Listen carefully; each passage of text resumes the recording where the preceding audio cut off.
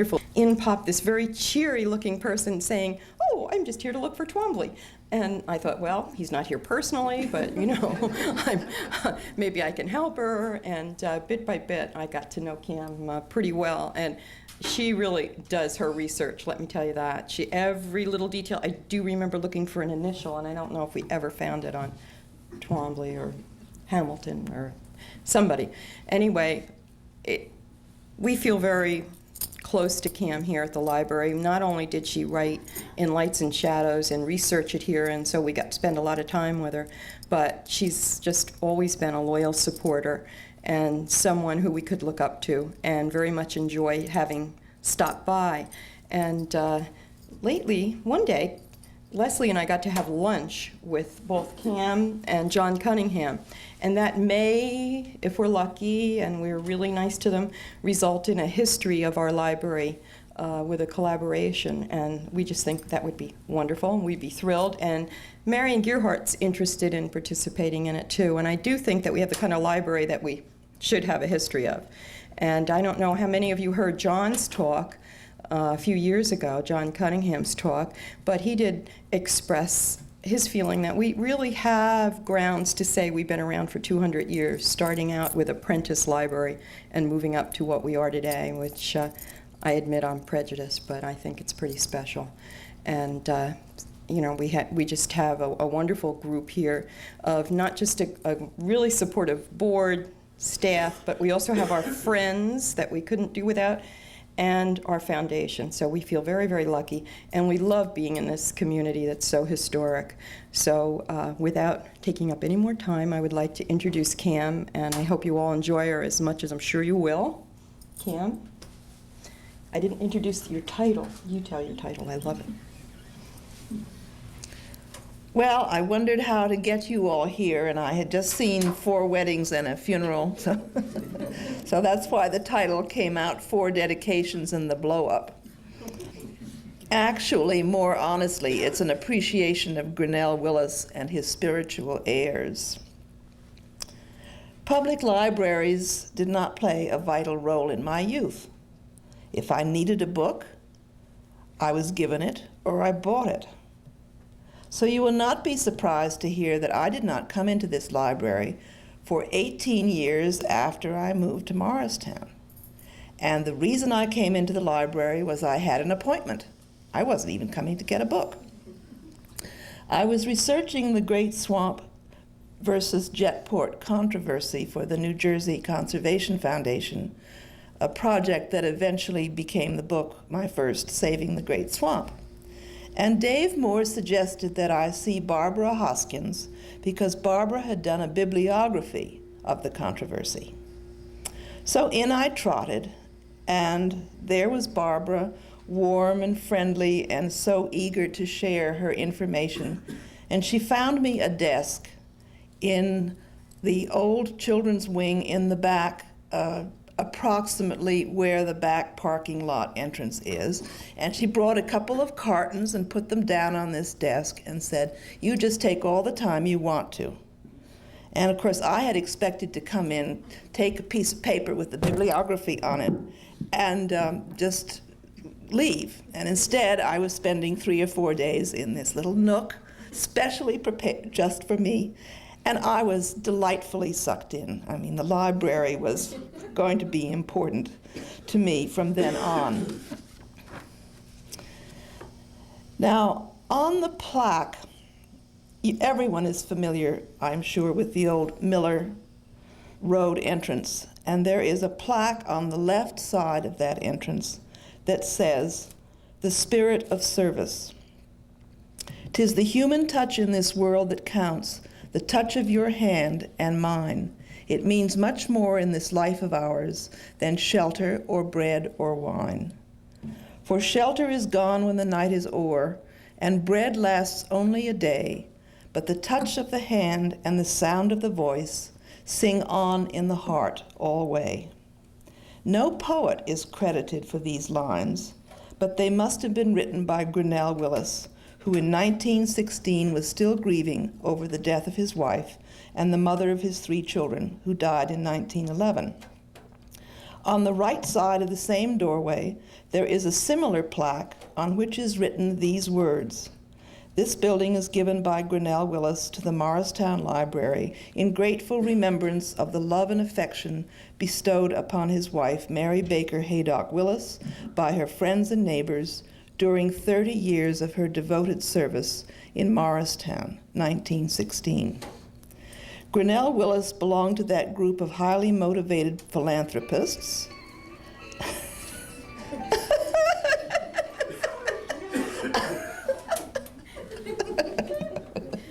That doesn't sound like his music.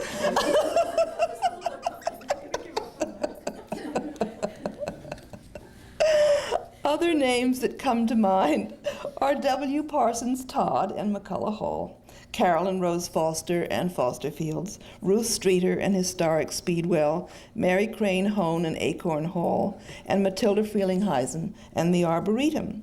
But Grinnell Willis was the only one who had to build the building first. In fact, he built 2 of them. Who was this library benefactor whose vision still inspires the library of today? Grinnell Willis, 1849 to 1930, his wife Mary, and their 3 children, Hannah, Cornelia, and Joseph, had lived in Morristown since the late 1880s at 235 South Street. And those of you who came up earlier should know, I didn't say a word, that is the building, which was built for them in 1897 by McKim, Mead, and White. As Barbara Hoskins noted in the Morristown Library how it all began, which was written for the 1977 celebration, the 60th anniversary, she noted that his love of books and the printed word came quite naturally. His great-grandfather had been an apprentice with Benjamin Franklin.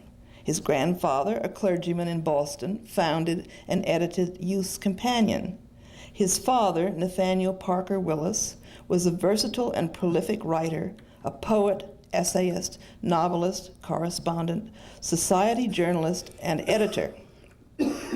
Mr. Willis was born in New York and then shortly went out to a lovely home on Cornwall on the Hudson. And his boyhood was spent in the delightful companionship of his father and meeting and entertaining the literary celebrities of the day.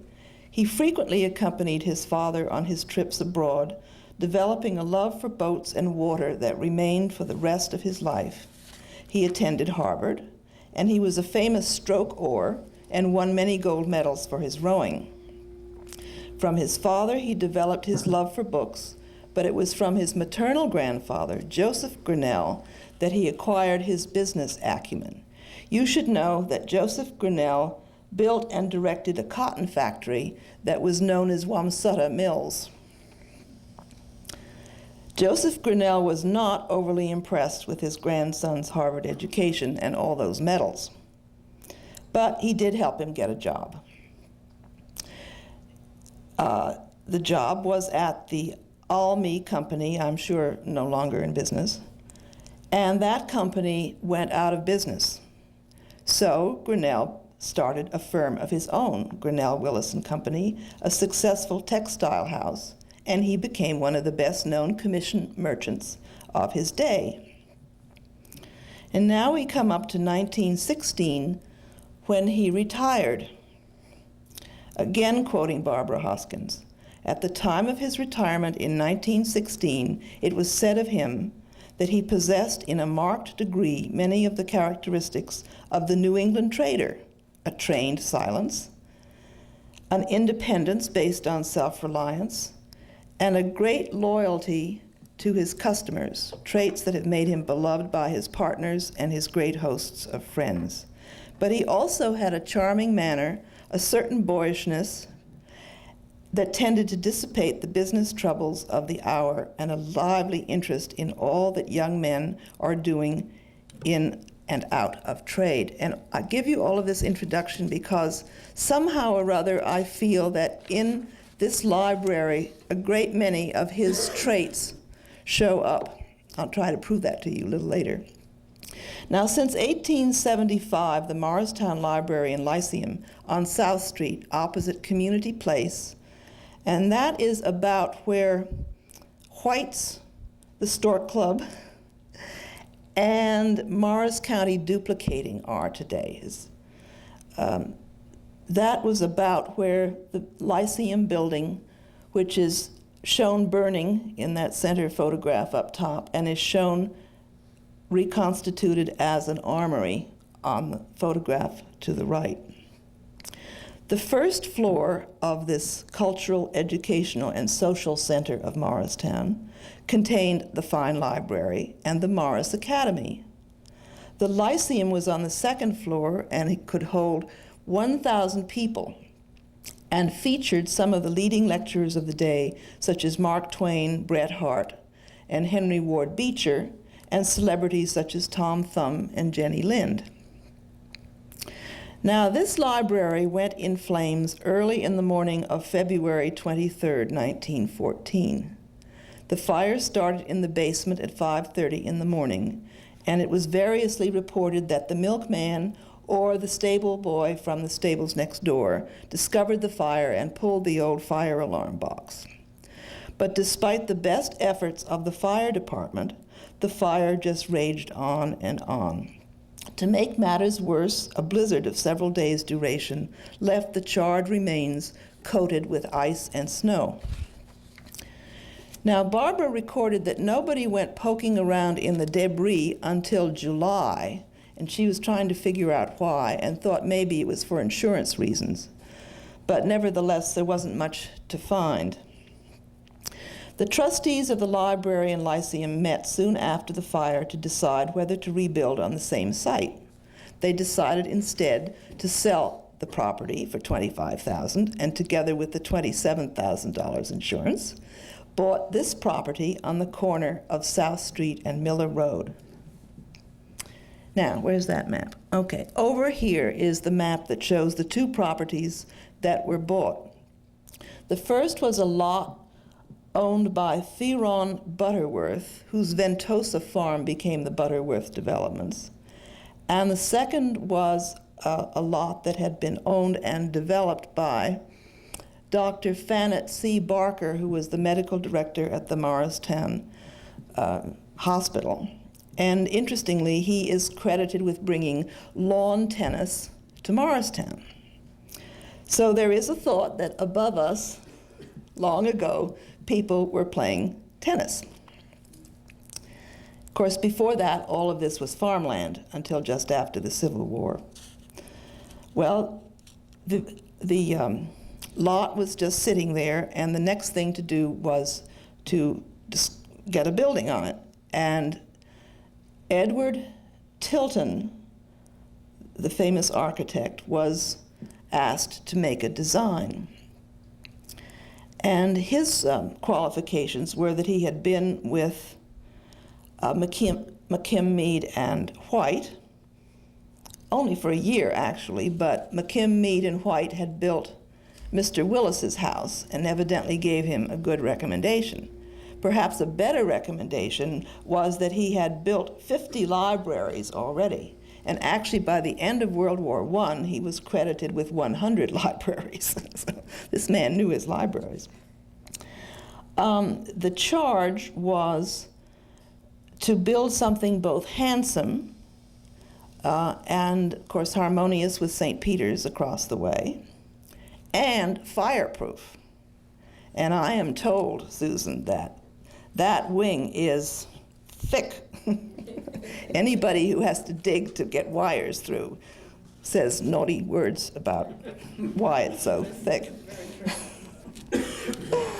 Okay, the original plan was to raise money by subscription. However, on April 13th, 1916, at the regular board meeting, Mr. Willis offered to pay for the entire cost of the building. He just handed over a check for $55,000.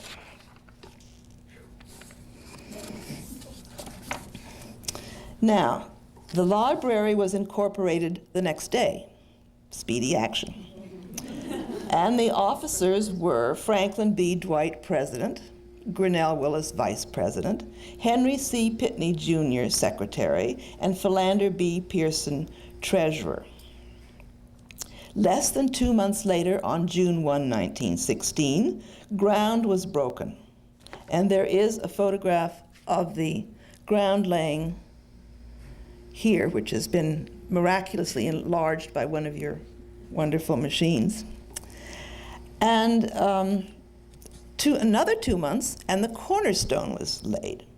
Now, I don't know whether any of you have seen the cornerstone, but let me tell you where it is. It is on the southeast corner facing Miller Road, and Gothic letters say 1916, and it's very plain and easy to see.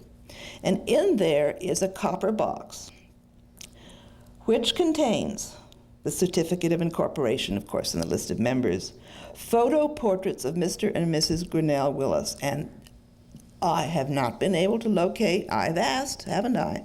No photograph of Mrs. Willis. Various newspapers of the time, August 3rd, 4th, and 5th. U.S. coins, $0.50 to 1 cent. And the booklet, Photo Views of Morristown Streets and Buildings, which I'm sure is the one we know from 1895. And you can see upstairs in local history if you want to. Now, President Dwight presented Mr. Willis with a silver trowel from the incorporators, and that trowel is upstairs in the display case between the children's room and the periodical room.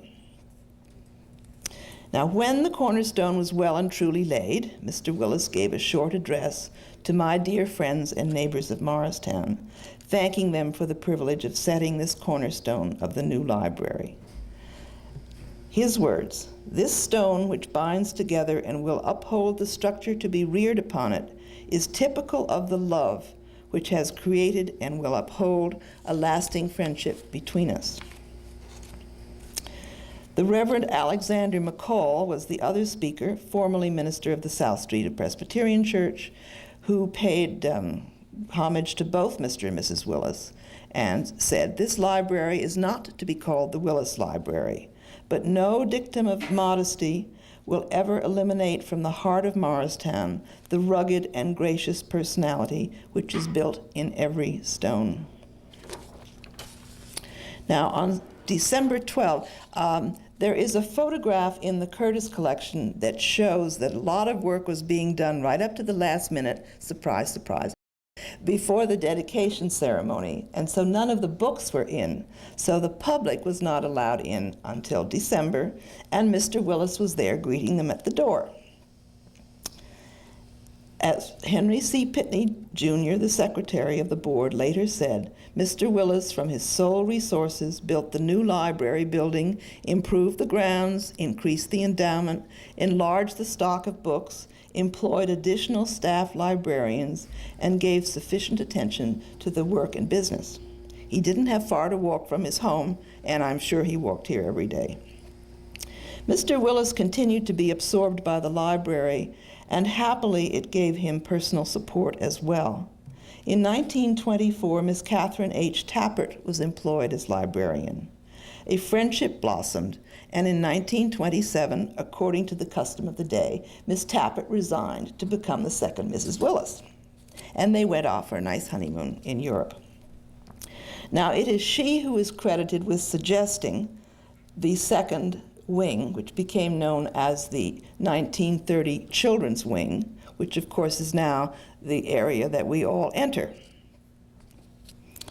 That wing, however, was again dedicated to the first Mrs. Willis.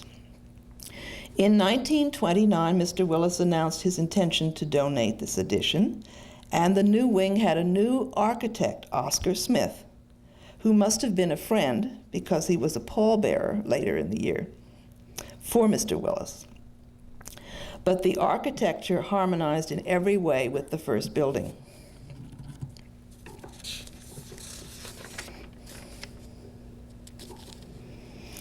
On April 28, 1930, Mr. Willis's 82nd birthday, and that somewhere it says it was taken on his birthday. If not, it was certainly taken somewhere around. the children's wing, the second wing, was dedicated. Now, have I lost anyone about where we are? Do you all know what I'm talking about? All right, good. I thought you did. This time it was Dr. George Lathrop, the new vice president, who introduced Mr. Willis, the president. The library staff presented him with a bouquet of red roses, his favorite flowers, and standing near the old circulation desk by the Miller Road, Mr. Willis paid homage to his roll of honor, the architect, the construction people, all who had been part of this edition, mentioning each by name. There were two other speakers, a librarian who was a friend of the librarian here, Grace Rose, and Mrs. Willis, and again, Franklin B. Dwight. Now, I'm not quoting from Mr. Dwight, but actually, he gave very long speeches, but they're very interesting. So if you are interested in knowing more about this subject, Leslie and I are going to work together to put a book with all of the anniversary events and anything that's been printed, so that, and footnotes and whatever, so you can really get into this in detail. But I knew you couldn't stand it tonight. So at the appropriate moment, Mr. Willis, standing by the door of the new wing, opened it up, and the newspapers reported that there was a fire in the fireplace, and there was a profusion of spring flowers, and this is amazing to me, 400 people were at this ceremony. I hope not all at the same time. Now, Edward Tilton and Oscar Smith may have been the architects, but Grinnell Willis's touches are everywhere. Marion Gerhardt recently told me that Mr. Willis had a favorite manor house in England, and that much of the interior decoration of our 1917 wing was inspired by the features in that house. This may explain the monk-like figures that are high up on the wall, sort of near this ceiling, and that were just replaced because of water damage. There are also a very humorous mask in the old local history section. Actually, it looks like a male figure with earrings and flowers. It's strange. If you're not familiar with them, go up and take a look. It's not your normal library decoration, we'll put it that way. And it shows a sense of humor and maybe a sense of boyishness, which we learned he had. On the west windows of the Great Hall, there are 5 medallions, and the center one is the caravel that Columbus came over with, the Santa Maria. And on either side are 2 marks, the 4 great printers, there are 4 in all, dating from the early part of the 16th century. I puzzled over the presence of that caravel. That ship does not look as though it belongs with the printer's marks. But I am convinced it has something to do with Mr. Willis's love for boats and sailing. Now, Mr. Dwight, I think, puzzled over this too, and in his speech of dedication, he went into quite a lot of detail, comparing the discovery of printing with the arrival of Columbus in America, but it just doesn't have the right ring to it. My case is building. The medallions on the east or original children's room side of the Great Hall depict the names or monograms of 5 well-known American poets: Oliver Wendell Holmes, William Cullen Bryant, Henry Wadsworth Longfellow, James Russell Lowell, and John Greenleaf Whittier. Now, Mr. Willis knew Longfellow, Holmes, and Lowell because they were pallbearers at his father's funeral. We know he was fond of Whittier because he quoted him at the cornerstone dedication. So you see, sure, he made sure his friends were up there. The 8 medallions in the 1930 wing, 4 on either side of the old children's entrance, are Hiawatha, Roland, King Arthur, Siegfried, Alcide, Zorab, David, and Odysseus. The American representative, Hiawatha, was, of course, immortalized by Longfellow. These medallions, by the way, were designed by a Morristown High School art teacher called Clara Bryant. Now, back in the Great Hall, there is a little nook, which was called on these plans the story room. Do you all know that the original children's entrance was off South Street? Children had their own little vestibule, their own little toilet, their own little world. And there is a darling small mantelpiece there in what is now called the Marion Gerhardt Room. And there are Delft tiles with Aesop's fables that were commissioned by Mr. Willis, and then he had the little mantelpiece made to fit the tiles, not vice versa. And there he read to the children. He sat by the fire and read to the children. Now, he also liked to talk to what were called the grown people, and I just could not resist adding this account from, I believe it was the Record.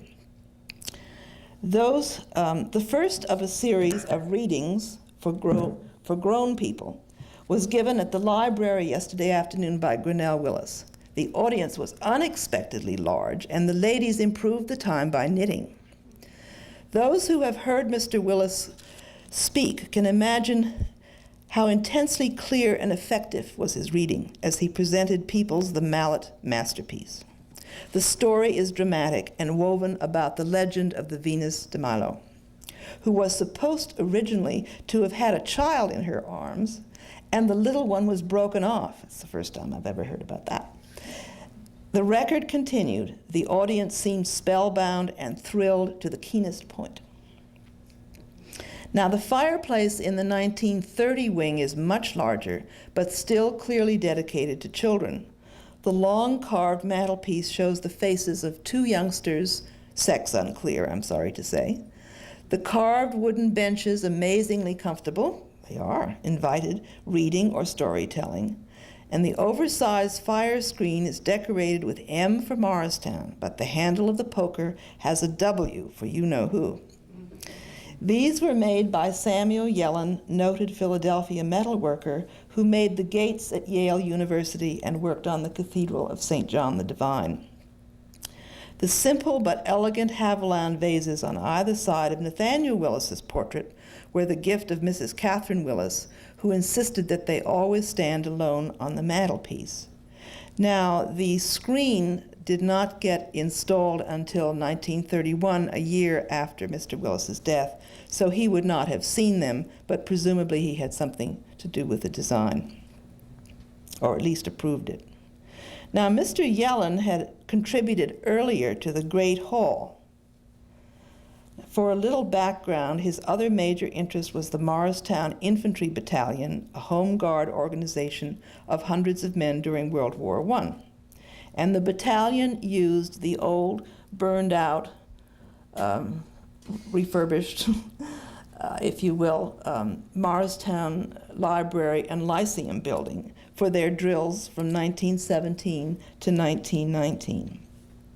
Now, he and Samuel Gillespie bought the building for this purpose, and though over age, Mr. Willis served as a private in the company, and here on the left we see Mr. Willis very proudly in uniform. These two men later gave the building to the state for the National Guard until the armory on Western Avenue was built in the late 1930s, and there is a Curtis photograph showing this building being dismantled about 1934.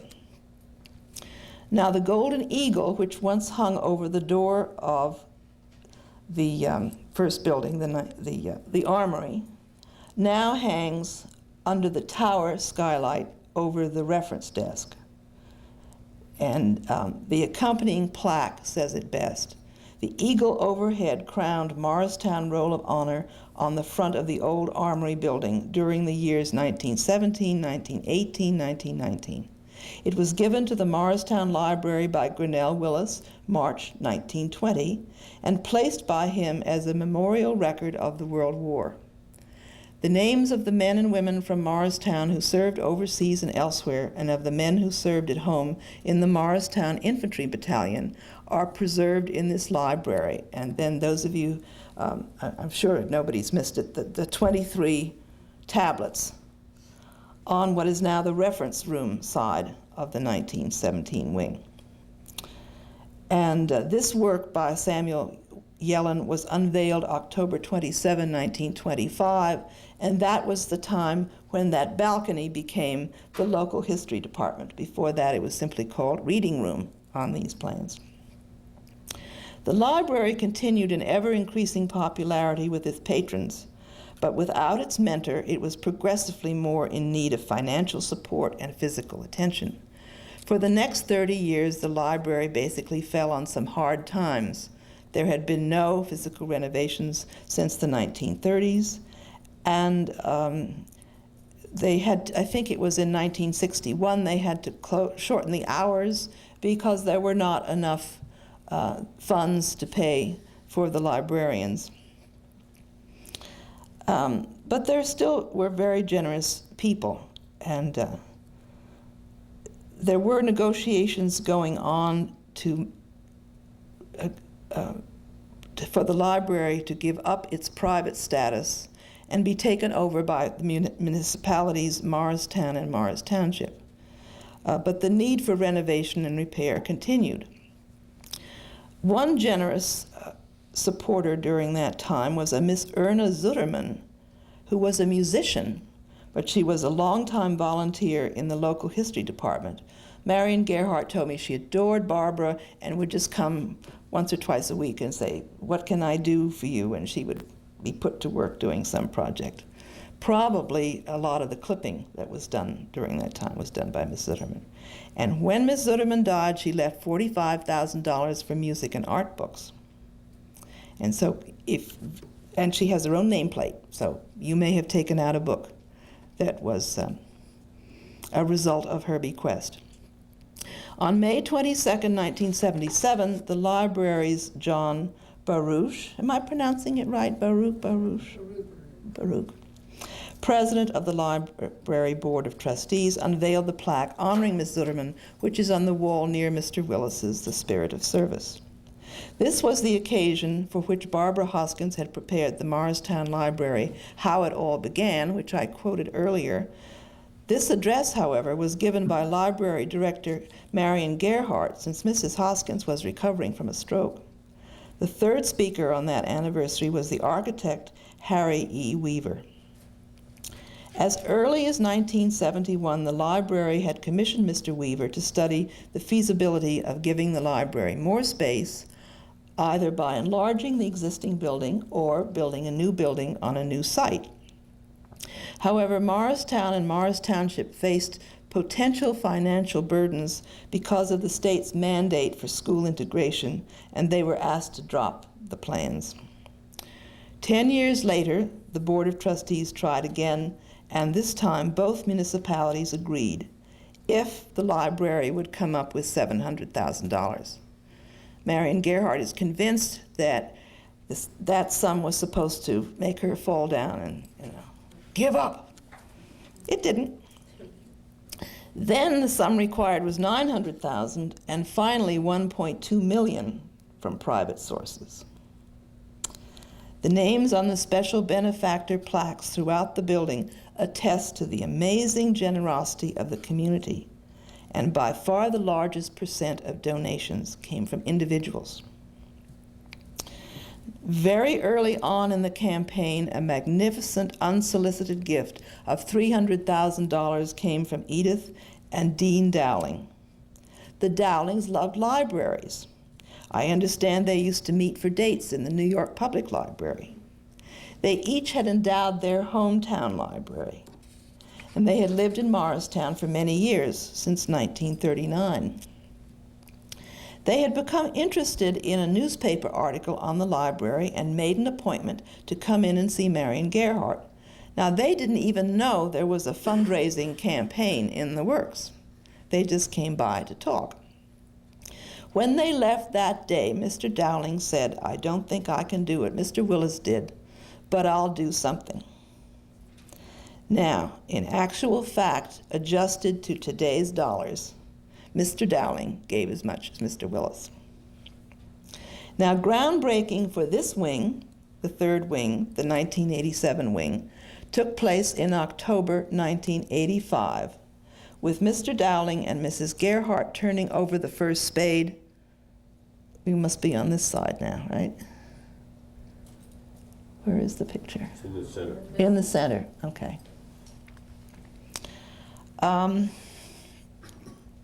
2 years later, October 11, 1987, almost 70 years to the day after the first library dedication, the Dowling Wing was opened.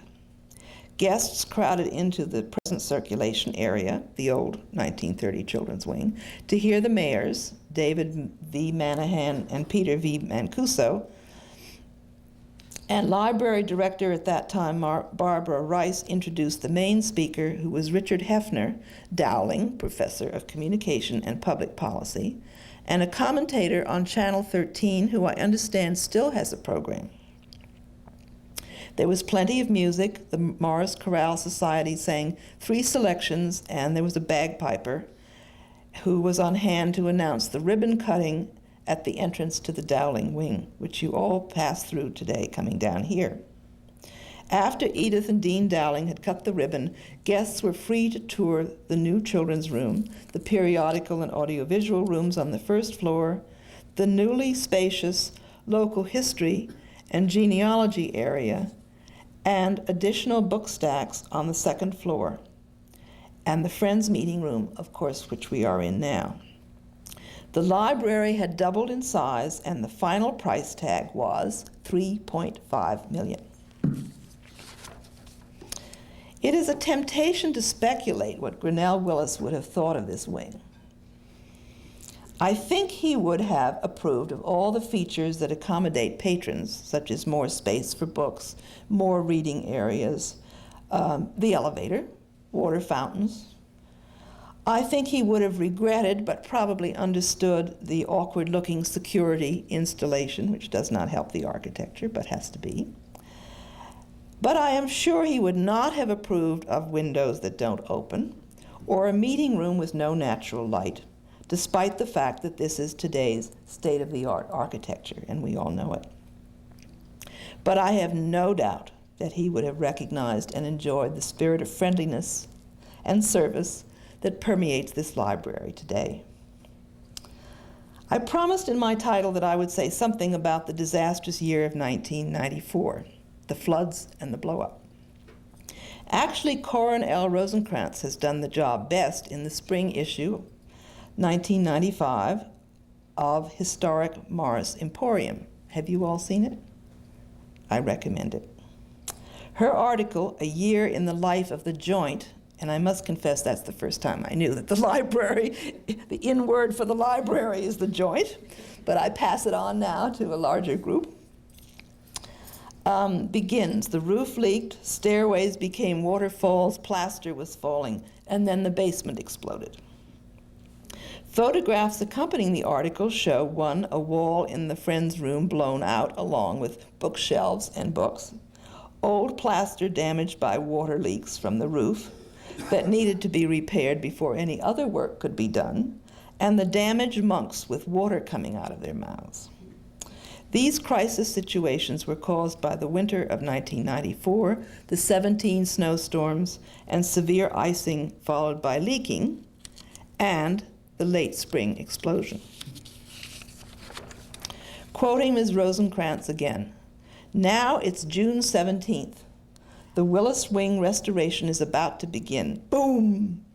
The second disaster happened. At 7:02 p.m., an underground explosion on Miller Road rocked the building with concussion so great that walls and doors were blown away.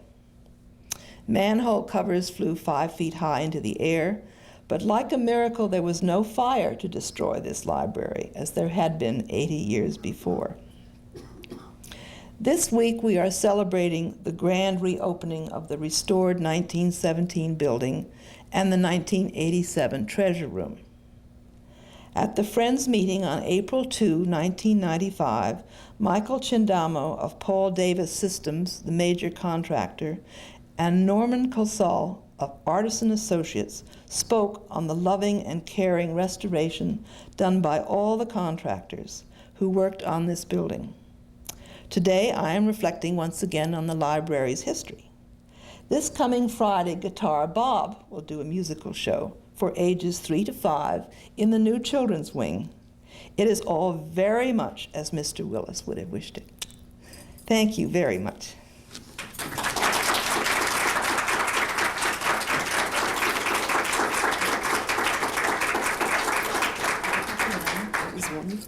Thank you, Cam. And I'd like it if you could poke around, look at the pictures. They actually found one I had never seen before up here, and I was amazed because I thought I had poked around just about everything and when I was once upon a time the archivist.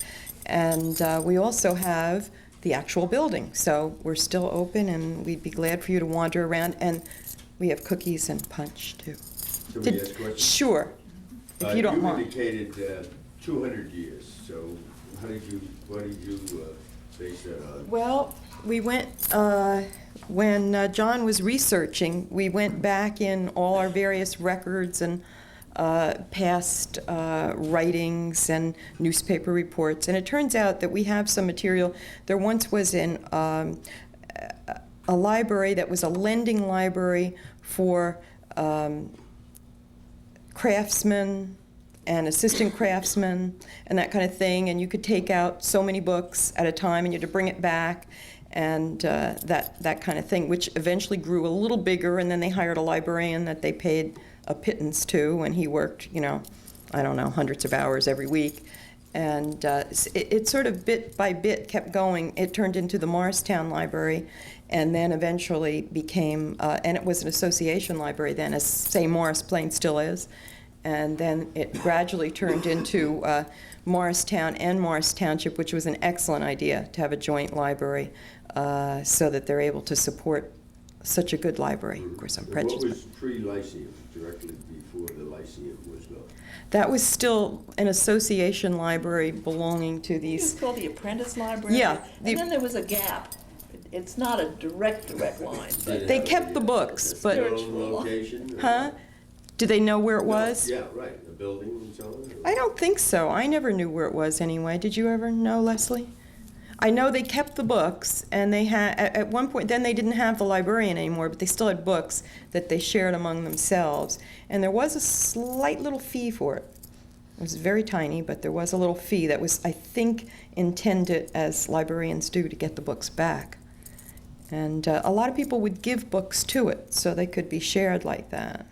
And they thought that this was a good influence on those young men to go home and be reading those books at night after they labored for hours and hours and hours. I forgot to mention that when the 1917 wing opened, there were 8,000 books. And considering all the books that had burned up 3 years before, there must have been a lot of contributions, a lot of people donating from the library. The Washington Association deposited all of their books and documents here for a while. So that swelled the catalog. Anybody else? Yes. What happened to the Grinnell Willis textile factory? It closed either when he retired or shortly after. Well, the grandfather was the Wamsutta Mills, and then his was called Grinnell Willis Company. And Where was it located? in New York City.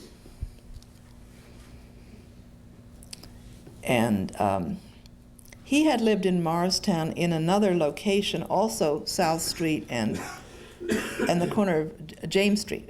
In other words, even closer to to this library. So this was his favorite place to live, hobby.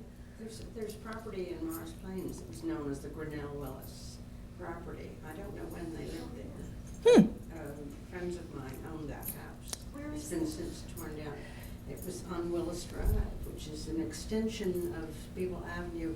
Instead of going under the bridge, you would go straight and around the corner and backed up to the railroad tracks. Like Elizabeth Court in there? I'm sorry, no, I don't know that name. grandfather lived on at the end of Jake White Avenue. Well, there's another mystery. When Leslie looked up for me,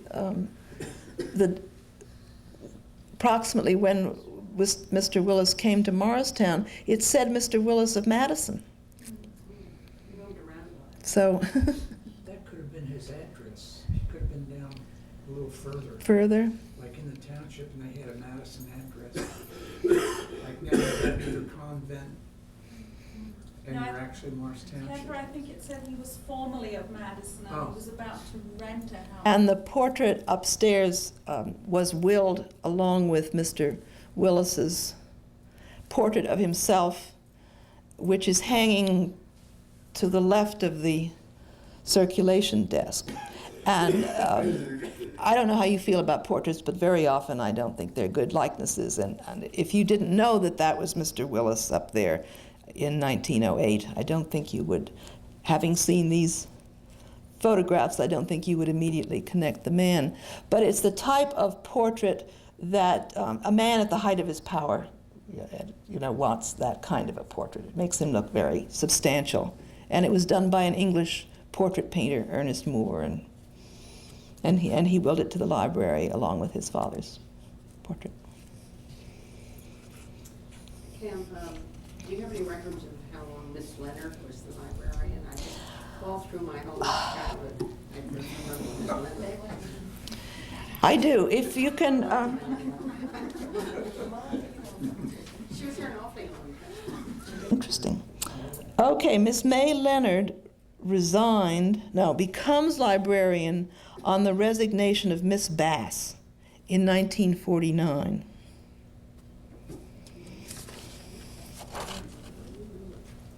And she resigned in 1966. So anybody who's good on math, right? Maybe that's when she became the director. Yes. She was here for Right, she was here before that.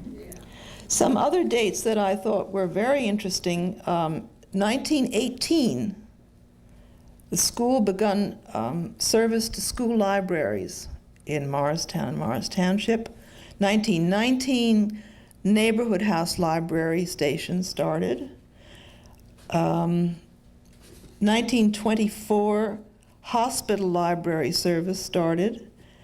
And local history opened 1925, I said that. And the Friends were organized 1937, December 3rd, 1937. We really should keep this milestone up because it was ended in 67, which is when the 50th anniversary was held. Any other questions? Yes. What happened to Mr. Willis's homestead? Was that sold when he died and his children didn't live there? Or? Well, I don't know. One daughter, of course, was married and would have had her own house, right, Mrs. Vanderpoel? See the corner of where you live, Ogden? Yeah. Yeah. I don't know where the other daughter lived. She lived in Princeton. The son was no longer living.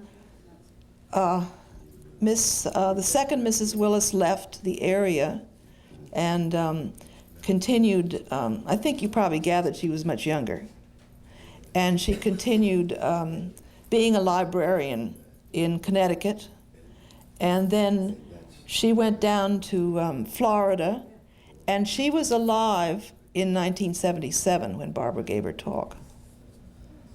So I assume it was sold, and of course now it's a little office building there. Tell me anything about the portrait of Washington, where that came from, how long it's been here? You know, I don't know. It was, I don't think it came from Mr. Willis. Leslie, do you have any? I know it's on our handout sheet upstairs. I don't believe it did come from Mr. Willis. No, I don't think so either. Okay. Those two portraits, the Mr. Willis's portrait, the 1908 one, and George Washington used to be hanging in the Great Hall, I think, on the. One of the wonderful things about looking at these photographs on this side is you see how crowded, how badly this wing was needed. I think sometimes you forget because now the library's looking as though it needs another half a wing anyway. Parts of it. But in the beginning, everything is, the desks are wide apart, you know, there's one person to each table, and there are flower arrangements on pedestals, and, you know, and very soon it, yeah. And bookshelves just along the wall. Keep adding those books, you have to have more shelves. I think it's a great library, and I know you all agree with me, so I really didn't have to give you any propaganda on that.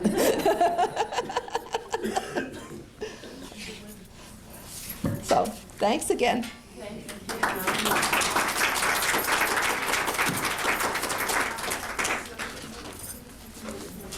Mike, I think